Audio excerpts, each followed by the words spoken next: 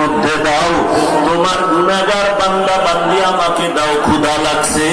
আল্লাহ বলবে ফেরেশতারা জাহান্নামকে ফিরাও। জাহান্নাম যদি আগে যাই বিচার করতে পারবো না, শিকল লাগাইয়া ধরো। 70,000 শিকল লাগাইয়া জাহান্নাম কেমন ভাবে আঁকড়াইয়া ধরবে।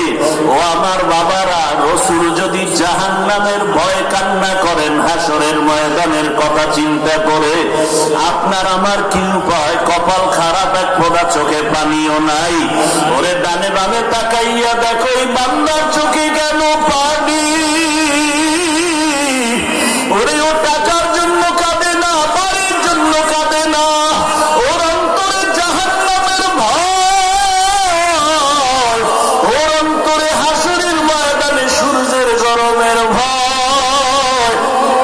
ওই বান্দা কান্না করে, চিন্তা করে।